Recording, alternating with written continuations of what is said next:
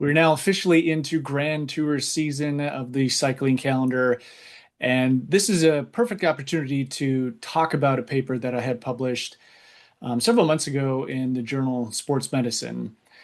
Nowadays, a lot of people are not reading full articles, scientific articles, especially ones that are, over 10 pages long. So I want to take this opportunity to dive through this comprehensive review that I wrote in relationship to carbohydrate ingestion and performance in the professional peloton. The article is titled A Narrative Review of the High-Carbohydrate Fueling Revolution in the Professional Peloton.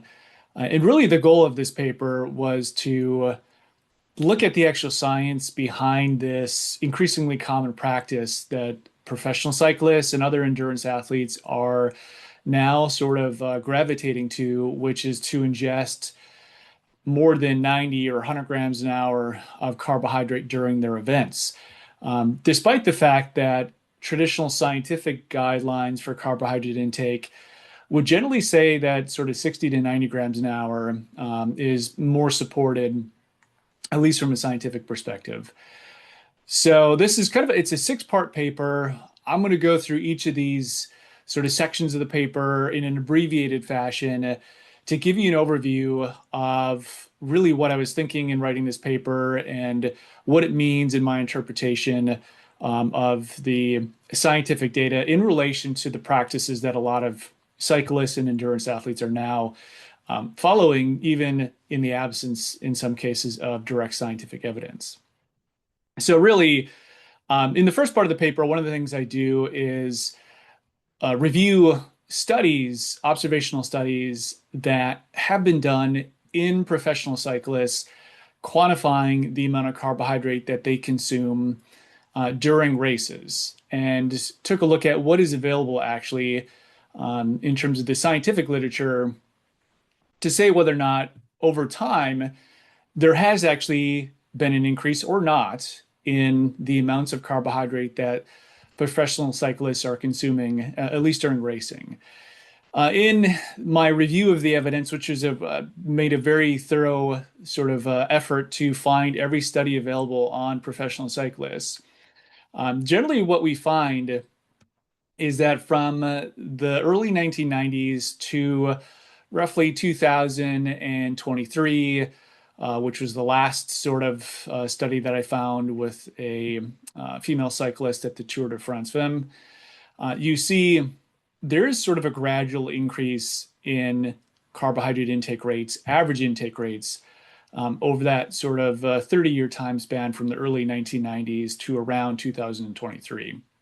Now, there was one study that I found from the 1984 Tour de France that sampled 5 males that actually reported very high intakes at that time of 94 grams per hour.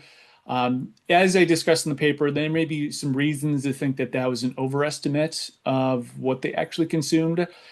So if you exclude that one outlier from 1984, there's a pretty decent correlation between just sort of progress in time and the rate of carbohydrate fueling that you see in professional cyclists over the last few decades. From my recollection, the correlation was about 0.6 in terms of time, year, and the amount of carbohydrate on average that was reported in these studies.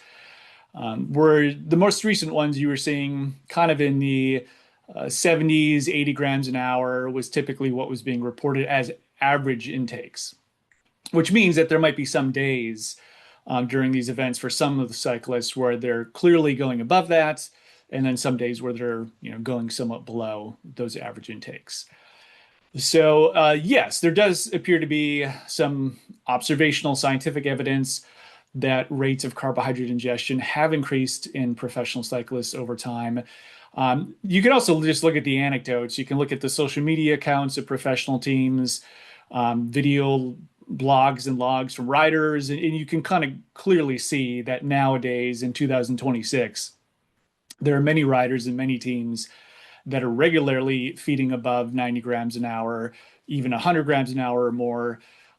So if you pair the anecdotal evidence with the scientific evidence, it does seem like there has been a sort of gradual increase in the amount of carbohydrate that's being consumed on average during professional races among cyclists, at least in the studies that are available so far, as limited as they are. So that's part of the first portion of this paper.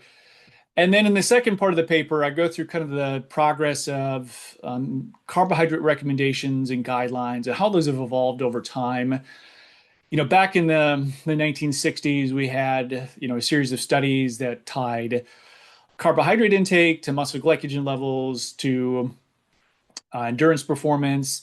Even well before then, there were studies, for example, like at the Boston Marathon in the 1920s, looking at blood glucose levels, and even other studies outside of those that had tied carbohydrate intake to performance or resistance to fatigue.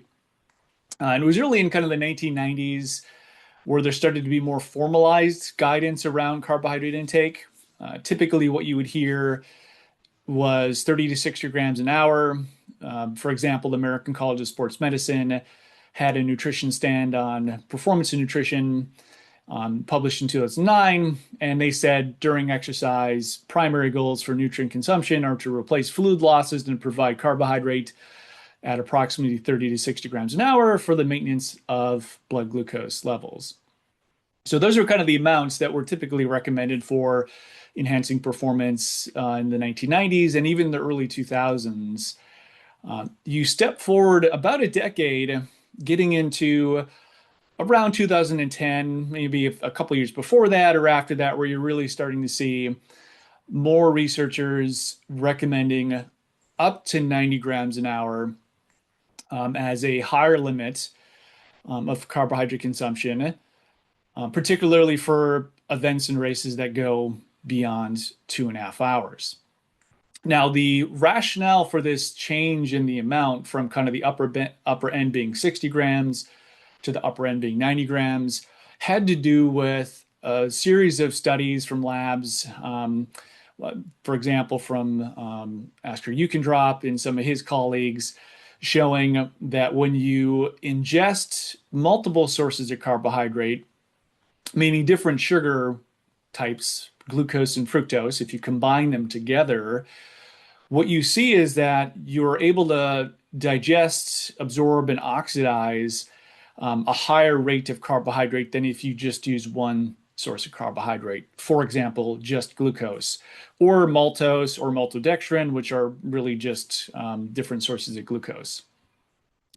Because there have been studies, even going back, to the 1990s and 80s, showing that when you use just one source of sugar like glucose, it appears that you max out the oxidation rate at about 60 grams an hour or 1 gram a minute. So you could feed more than that, but most of that extra carbohydrate is not going to be oxidized or burned for energy. And it was these studies done in kind of the early 2000s that showed that if you add fructose to the mixture, you're able to up that oxidation rate quite a bit. Sucrose would also function that way because it's a mixture of glucose and fructose.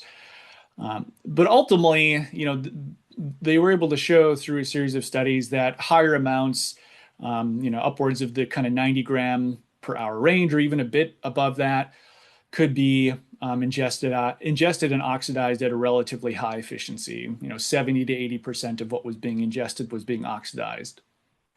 So you see this change in thinking reflected in the updated American College of Sports Medicine position stand that was published in 2016, where they essentially said that you could, go up to 90 grams per hour of feeding of carbohydrates, in part because of using these multiple transportable carbohydrates that are better absorbed and oxidized for energy, as opposed to one single source of carbohydrate. So that was one of the major changes in the recommendations that we saw over time, and partly how things have evolved. Now, recently, you see many athletes anecdotally going above 90 grams an hour. In some cases, you hear up to as high as 150 grams an hour. It really depends a lot on the sport. Professional cycling, ultra running, triathlon. Those are the ones where you kind of see the highest amounts being reported anecdotally. And the question is that a scientifically supported practice? And the answer is no, not directly, meaning we don't really have direct data at this point that shows going above 90 grams an hour to, let's say, 100 to 120 is going to be better than sticking with that 60 to 90 gram per hour range. And that's the third part of this paper, is reviewing the studies that have looked at comparing feeding carbohydrate in that typical range of 60 to 90 grams per hour, and comparing it with amounts clearly above that, so 100 grams or more, to see whether or not there are clear benefits to performance when you go higher. And really, the studies that I go through, there's several of them. None of them show clearly that a higher amount, say above 100 grams per hour, is better than a lower amount, kind of in the 60 to 90 gram per hour range. Now, just because these studies don't necessarily show there's a direct benefit to performance does not necessarily mean that there isn't a benefit for athletes who are doing this in the real world. I want to be clear about that. It could be a number of reasons why these studies haven't shown benefit. One possibility is that the exercise sort of tests that were used just really weren't difficult enough to warrant such a high feeding rate. Most of the studies tended to use a couple of hours of sort of submaximal exercise, followed by some sort of performance test that maybe lasted 30 minutes, maybe upwards of an hour. If you contrast that against a really difficult, demanding one-day race, classic race, or a demanding stage in a Grand Tour, it's just very different in terms of what you're doing in a lab versus what's actually happening in reality. So that is one possibility, is that the demands just haven't been significant enough to elicit benefits for the higher feeding rates. And that's not a criticism of these studies. It's very difficult to do them and to ask people to come in and volunteer and do multiple conditions and give a maximal effort.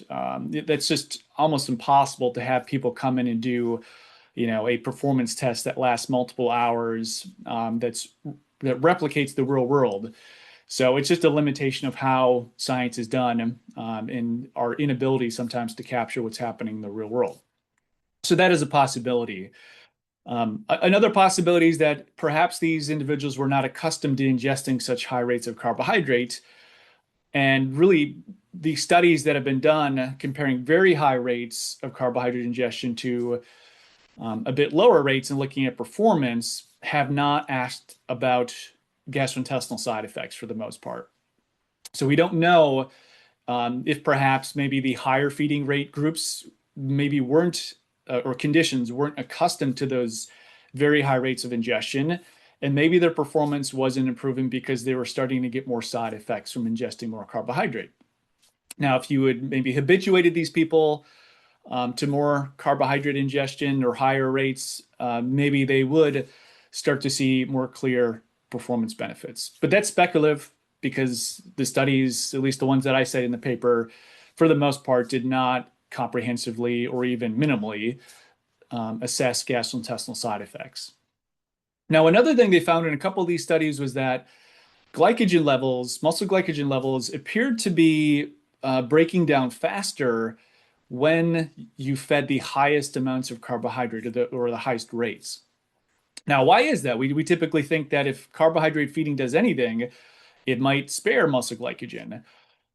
Now, what seems to happen is if you feed at such a high rate, going above 100 grams per hour, what it does metabolically, hormonally, is it does start to tell your body to really rely a lot more on carbohydrate. So not only are you maybe burning that ingested carbohydrate to a significant degree, but your body's starting to burn even more of its own stored carbohydrate because of the hormonal changes, higher insulin levels, that kind of turn on carbohydrate burning in general. So that's a possibility here, is that maybe you are going through your glycogen levels a bit faster because of the hormonal effects. Now, Does that lead to worse performance, a slightly higher use of muscle glycogen? I don't know that that's really a clear negative. It's yet to be kind of determined whether or not that slight increase in muscle glycogen utilization with high carbohydrate ingestion is a problem itself. So we have sort of a lack of direct evidence that these highest rates of carbohydrate ingestion are going to be beneficial to performance. But we also have many anecdotes of athletes using this approach, particularly endurance sports, particularly in grand tours. So, what would be the theoretical benefits of doing this, even if the direct scientific evidence is lacking? So, that's kind of part four of the paper. And one of the simplest explanations is just over the course of a 3 week race, if you're ingesting an extra 20, 30, 40 grams of carbohydrate per hour per stage, that's going to add up to more carbohydrate ingestion over the course of the entire race. And indeed, there are observational studies that support this that I present in the paper. From one from the Welta, I believe in 2015, and then another paper from a different stage race that was a bit shorter. But in those papers, what they did was they reported carbohydrate intakes at breakfast, at dinner, after the race, and during the race. So they reported carbohydrate amounts consumed at those different phases throughout each day on average. And what I did was basically looked at, was there a correlation between the total amount for each rider in terms of the total amount of daily carbohydrate that they consumed with those different time points in terms of the during race, breakfast, after race, and dinner. And the strongest correlations between those different feeding periods and total daily carbohydrate intake was what they did during the race. So, meaning the more they consumed on the bike during the race, generally the higher their total carbohydrate daily intake was. Meaning, if you're eating more on the bike, it's probably just easier to get in larger amounts of carbohydrate throughout the day. And over the course of especially of a 3 week grand tour, that could help facilitate greater glycogen recovery, greater carbohydrate intake. And that may be the way by which this high carbohydrate ingestion approach is working. It's more of a recovery sort of strategy, meaning day-to-day recovery, that it's facilitating performance maintenance over the course of a demanding, grueling 3 week grand tour. Right. So there is some data to support this idea that the more you're ingesting on the bike, the higher the total amounts are going to be throughout the course of an entire either 1 week or 3 week stage race.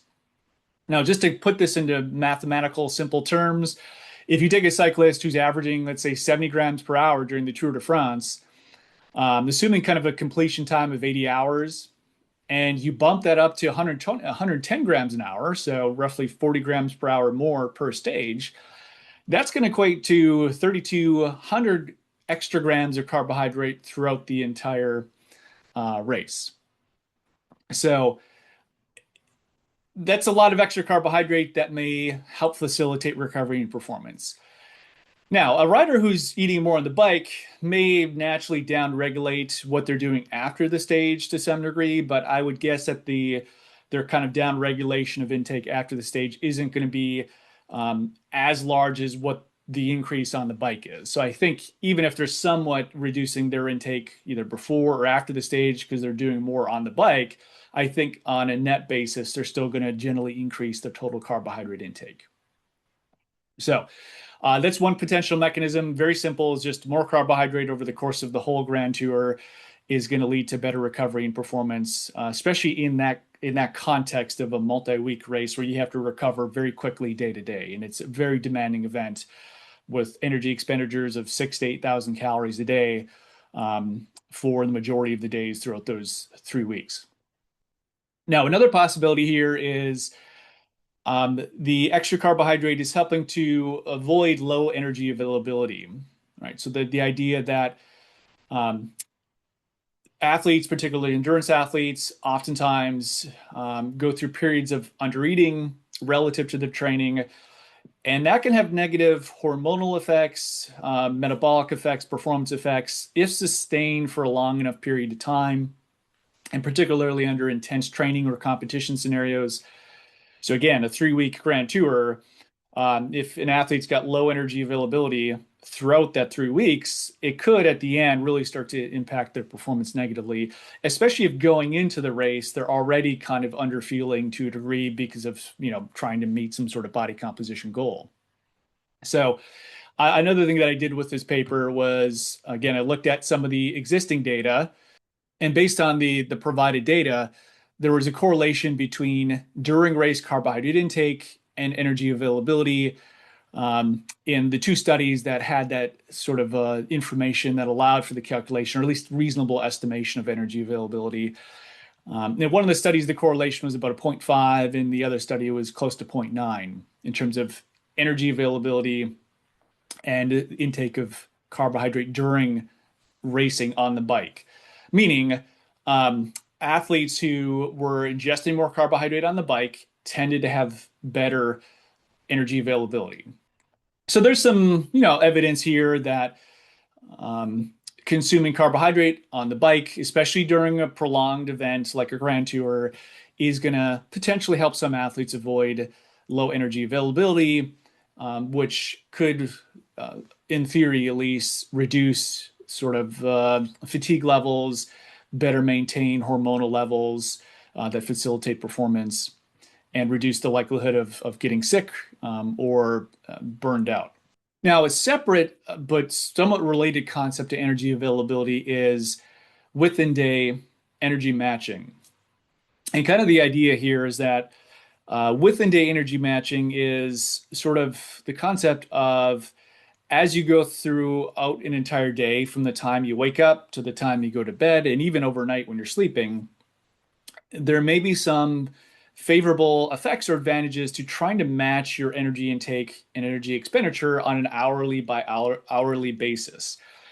So, for example, if you wake up in the morning and you train right away, trying to get more of your caloric intake, more of your carbohydrate intake to earlier in the day, so that you're not spending multiple hours in a large energy deficit during that day. Because think about it, you could have an athlete in theory who exercises a lot in the morning, trains a lot in the morning, ends up eating a good amount of carbohydrate and energy in the back half of the day, so that really by the end of the day, they're in a neutral energy balance, right? They're not in a negative energy balance by the end of the day, but they've spent a very large portion of their day in a deficit, which hormonally, metabolically, in theory, could cause some problems. So that's another potential benefit, theoretically, of high carbohydrate fueling on the bike, is that you are probably better matching your energy intake and energy expenditure on an hourly by hourly basis. Because think about cyclists, right? They're spending maybe 3 to 6 hours per day on a bike. If you're not eating a good amount of food or carbohydrate in those 3 to 6 hours, it's very easy to create a relatively large energy deficit for multiple hours throughout the day, especially if you're doing kind of faster training in the morning. So that's something else that I presented in this paper, was that higher intakes on the bike allow for probably better within day matching, particularly in a sport like cycling, where you're spending a lot of time exercising, relative to some other sports where it's just more difficult to accumulate hours of training volume because of the impact, like running. So there's a series of graphs that I present in the paper that try and show this concept in a visual format. And that's another, again, theoretical benefit of ingesting large amounts of carbohydrate on the bike. Now, one other or a couple other areas where theoretically there could be some benefits, which these are the ones that are the most speculative, would be sort of central nervous system stimulation, taste-in effects or placebo effects, basically all the non-metabolic benefits of carbohydrates. By non-metabolic, I mean not oxidizing it for energy, but it's doing something else. When you ingest a carbohydrate beverage or a gel, it can activate sensory tissue in the mouth and the oral cavity that may signal the brain to allow you to maintain motor output and muscle contraction at a higher rate as compared to not ingesting a carbohydrate supplement. And there's certainly some studies, especially the kind of carbohydrate mouth rinsing studies, that would support this idea, though almost not all of them, but most of those studies look at exercise durations that are maybe 30 to 75 minutes. There's not a lot of studies that have looked at something like carbohydrate mouth rinsing or these non-metabolic effects of carbohydrate in the context of very prolonged exercise. There's a handful of studies that have attempted to do this, either by looking at it late in prolonged exercise or by using glycogen depletion before exercise to kind of mimic the demands of that type of fatiguing event. But really, it's minimal in terms of the research that's been done on this. So it's very, very speculative at this point, but there is a possibility that later in a race, by ingesting those carbohydrates, especially concentrated, dense, very sweet carbohydrate supplements, riders may be getting some sort of nervous system benefit from that, at least transiently or very shortly. It's not going to probably last very long, but at the end of a race, it could be something that makes a bit of a difference.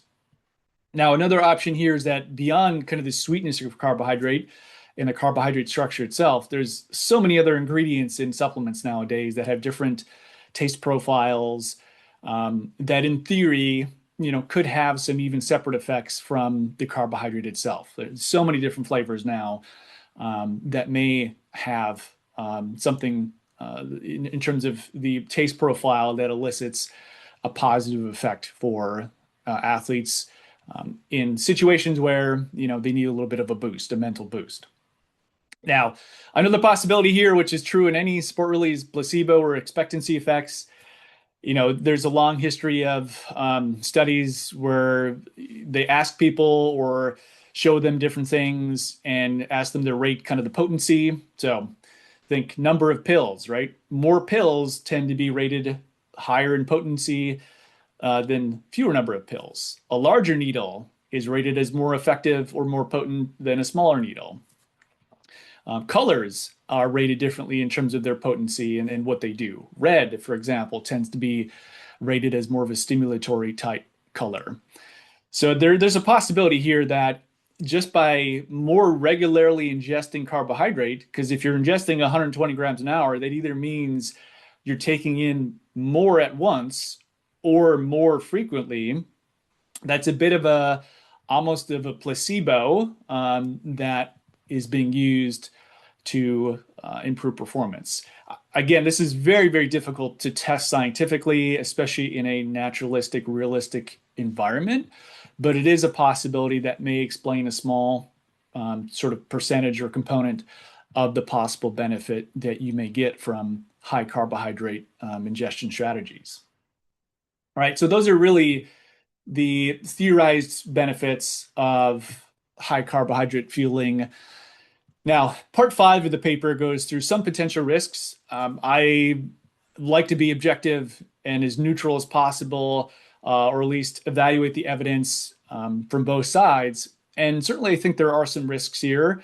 It depends a lot on the population. It depends a lot on the situation. For very high-level elite athletes, I think the risks are a lot smaller than somebody who's a recreational athlete, for example.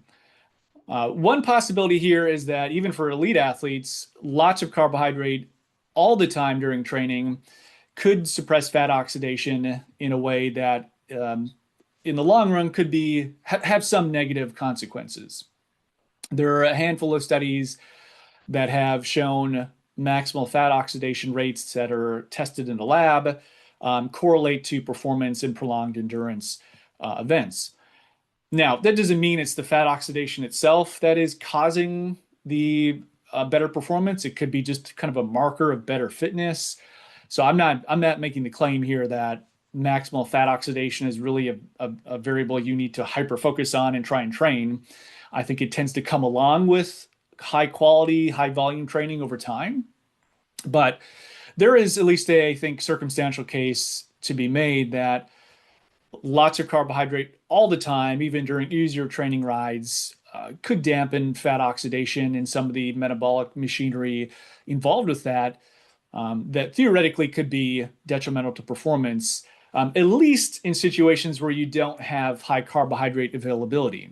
So if for some reason an athlete can't ingest a lot of carbohydrate because of gut issues or because of lack of access, then if they're more dependent on carbohydrates and they start to run out of their stores, maybe their fat oxidation has been dampened to a degree because they've trained so much with carbohydrate in the past. It's all theoretical. To be honest, anybody who says they've got a clear answer on the kind of the interaction of fat oxidation and carbohydrate ingestion and training, I think is being dishonest. There's certainly studies that show in the short term, training with limited carbohydrate availability can enhance some cellular and enzymatic adaptations and maybe performance, but those studies generally last a few weeks. And that doesn't really tell us what's going to happen over a half a year, or longer. Now, another possible negative is, I already mentioned this earlier on, but the sort of accelerated muscle glycogen degradation. I'm going to kind of breeze past that because we've already addressed it a bit. It's unclear whether or not that slightly faster glycogen use with very high carbohydrate feeding rates is a problem.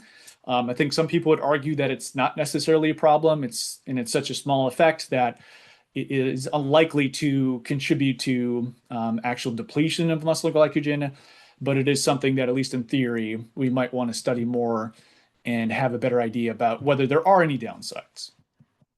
Now, probably one of the most, I think, clear possible downsides is gastrointestinal symptoms or disturbances.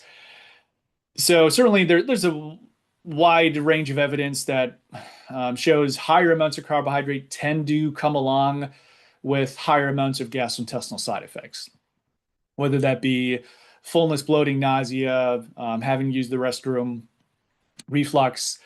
Some of these symptoms are sort of just annoying and they're not going to impair performance, but in some cases they will be significant enough that they do impair performance.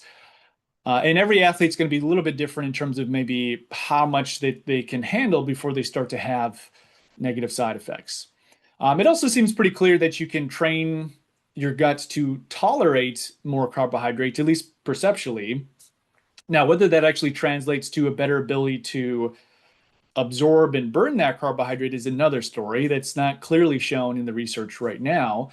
But it's, I think, pretty clear based on the limited studies we have and anecdotally that you can train your gut to at least tolerate more carbohydrate from a perceptual perspective. Meaning you don't have as many symptoms with ingesting high rates of carbohydrate. So I think obviously if you're going to do high carbohydrate fueling, then you need to practice with this and sort of lead up to an event that you are interested in ingesting with a high rate of carbohydrate. You need to lead into that with sort of consistent, thoughtful integration of higher carbohydrate amounts so that you're ready for those amounts when the actual event comes along. Now, another possible downside is reduced adaptations to training. I already kind of mentioned this to a degree with the fat oxidation topic. Again, there's some studies that suggest some of the sort of enzymatic and cellular adaptations that we get with endurance training can be facilitated by training with lower carbohydrate availability, at least during kind of lower to moderate intensity training sessions. And in a small number of studies, there's been some better improvements in performance in the groups that do this lower carbohydrate training sessions. Again, these are short-term studies, and one would argue potentially that if you better fuel with carbohydrates and not worry so much about fasted training or carbohydrate restricted training, that may allow you to do more training in total without negative side effects, which ultimately would lead to better performance. Creating a study where you compare these things, sort of carbohydrate restricted training in the short term to high carb fueling over long term and seeing like in the end what would happen to performance over a year or two, that study is not going to be done. So to some extent, I think we're going to always have a bit of a debate about this. My own personal perspective is I think it's reasonable to occasionally at certain times of the year do some carbohydrate restricted training smartly. while not compromising total carbohydrate intake.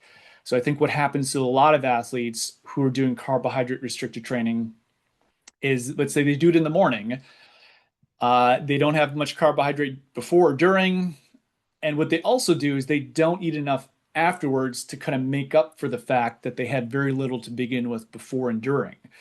I think it would be less problematic if athletes made a more concerted effort after kind of their carbohydrate restricted training session to then make sure after it's done, they are getting in enough to facilitate their overall training goals and maybe really actually measuring it in a way where they know what they're getting. Because I think most athletes, a lot of them just go based on feel. And oftentimes they think they're eating more carbohydrate than they are.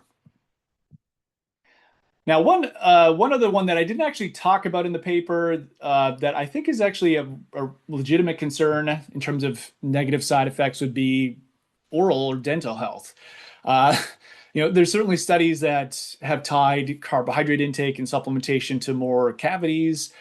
Um, One would think if you're regularly ingesting 100 to 120 grams an hour of carbohydrates, that would probably correlate or translate to some more dental health issues over time. That's not conclusive, and there's certainly, I would say, an absence of direct evidence on that. But personally, I would be slightly worried about that, and trying to find mitigation strategies to reduce that potential problem that comes along with ingesting larger amounts of carbohydrate more frequently. All right, so the last part of the paper really is about personalizing carbohydrate ingestion strategies, which is becoming a kind of very popular topic, especially you see on social media. There's certainly a lot of athletes who are doing this type of testing, which really involves ingesting labeled carbohydrate isotopes that allow the people who are doing the testing to kind of determine exactly how much of the carbohydrate you're ingesting is being oxidized, right? It's these labeled carbohydrate molecules that when you burn them, the label essentially on the carbon gets exhaled in the breath, and you can measure that, and you can get an idea about what is the actual amount of carbohydrate that was burned versus what was ingested. So in theory, the idea here is that you would take a standardized carbohydrate dose that's labeled with these isotopes, and you're then able to figure out, what your true, burn rate is. I think it's a very cool idea. In principle, it seems like something that could be worthwhile. The questions that I have about it that I lay out in the paper are how reliable is this testing from day to day? Like if you take the same person and test them 2 days apart or one day apart, do you get the same number? If you don't, and there's a lot of noise from day to day, that's a problem in terms of using this testing as a practical way to tell an athlete how much they're able to burn and what their efficiency rate is. So we need more data on how reliable this test is. Because, for example, fat oxidation testing, other substrate testing, just more generally, there's problems with reliability from day to day. So we need to know with this, if we're going to use this on an individual level and not just in scientific studies to look at groups, if we're going to use it as an individual testing and prescription methodology, we need better information on how reliable these techniques are, particularly if they're being done outside of a lab and outside of a controlled environment where there's other variables that may influence how reliable the numbers are. Another consideration is I don't know that it's actually the amount of carbohydrate oxidized that's as important in terms of performance. For example, if it has more to do with just ingesting more carbohydrate day to day, like in a grand tour, if high carbohydrate fueling allows an athlete to ingest more carbohydrates in the course of the whole race, and that's a benefit, why we aren't necessarily worried about what is the exact amount that they can oxidize, right? Because if you just focus in on what they can oxidize, that is then maybe leading to a lower intake than what they might have consumed otherwise. That would have been better for recovery in the course of at least of a 3-week grand tour. So in short, what I mean is I don't know that you can tie the oxidation rate or efficiency to performance. There isn't research there to support that it's a one-to-one, that clearly we know that oxidizing X amount of carbohydrate leads to X performance. I'm not saying that this is the way that these tests are being marketed, but I think that's sort of the underlying sort of messaging sometimes in terms of when an athlete does this test, it's going to lead to better performance.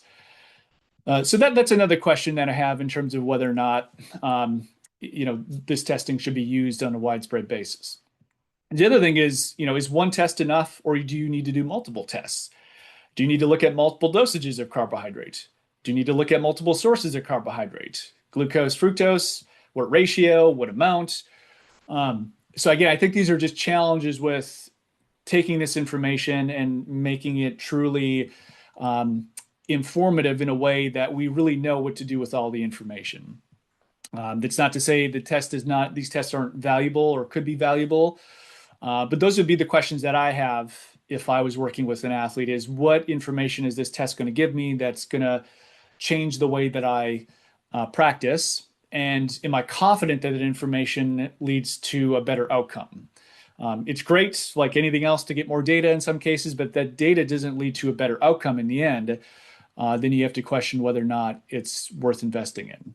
So I think we need more research on it personally, is kind of my approach. But if you've got the money and the will and the desire to do the testing, I don't think it's likely to hurt.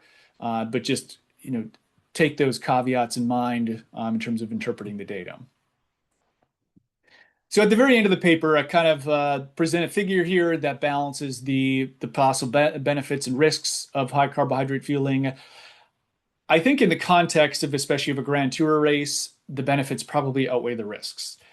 In the context of a single marathon, for example, a road running marathon and a recreational athlete, do I think the benefits outweigh the risks? I'm not as convinced. I think it's possible, but I think the hype has surpassed, I think, what the reality probably is, at least in some contexts. I think you have to think through who the athlete is, what their caliber is, and what the goal is in terms of ingesting carbohydrate during exercise. And that can help inform whether or not high carbohydrate fueling is going to be a benefit and in what situation it might be beneficial. I think it's not a yes or no answer. It's always, like many other things, it depends. And I think the more you understand about this topic and the research that underlies it, I think it does help you make better sense of the pros and cons and making an informed decision. Because we're never going to have a clear scientific yes or no, it works. We're always going to have some ambiguity about it. And the best we can do is make an informed decision.